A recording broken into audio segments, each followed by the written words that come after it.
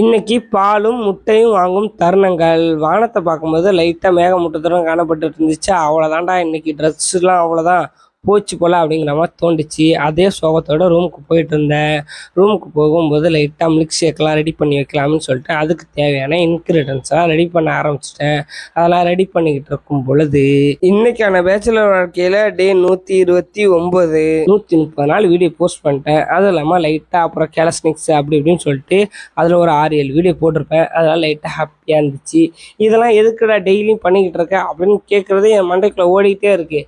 என்னன்னு இப்போ விலாவரியாக சொல்கிறேன். நம்ம வெயிட் கெயின் ப்ராசஸ் கொஞ்சம் பண்ணலாமே அப்படின்னு சொல்லிட்டு தோணிகிட்டே இருந்துச்சு.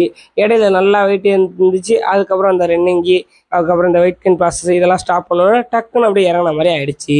அதனால் நிறைய பேர் சொன்னதுனால திருப்பியுமே இதெல்லாம் ஸ்டார்ட் பண்ணியிருக்கோம். கரெக்டாக இதுலேருந்து நம்ம 60 கிலோ இருக்கும். அதுலேருந்து கரெக்டாக கொண்டுட்டு போய்ட்டு ஒரு 70 கிலோ கொண்டு நிறுத்திட்டோம்னா இந்த வெயிட் கெயின் ப்ராசஸ்லாம் முடிச்சிடலாம் அப்படின்னு தான் இதெல்லாம் பண்ணிக்கிட்டு இருக்கோம். அது மட்டும் இல்லை, நம்ம மாரத்தான் ஓடுறதுக்கு நமக்கு எனர்ஜி லெவல் ரொம்ப முக்கியம். அதுக்காக தான் இதெல்லாம் டெய்லியும் சாப்பிட்டோன்னா எனர்ஜி லெவலும் ஸ்ட்ரென்த் லெவலும் ரொம்ப கான்ஃபிடெண்ட்டாக இருக்கும் அப்படிங்கிறதுக்காக தான் இதெல்லாம் பண்ணிக்கிட்டு இருக்கோம்.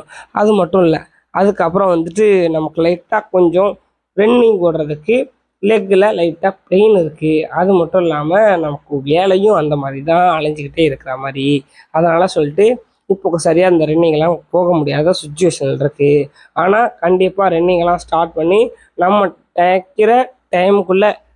நம்ம நினைக்கிற டைமுக்குள்ளே கரெக்டாக 4.3 ஸ்பேஸில் ஓடிட்டோம்னா கிட்டத்தட்ட 3 கிலோமீட்டரை ஒரு 12லேருந்து ஒரு 13 நிமிஷத்தில் ஓடி முடிச்சிட்டோம் அப்படின்னா போதும், நம்ம ஜெயிச்சிடலாம். மாஸ் காட்டுறோம் ஜெயிச்சுட்டு. அவ்வளோதான். அடுத்த வீடியோவில் சந்திப்போம். இணைப்பில் இருக்கவும்.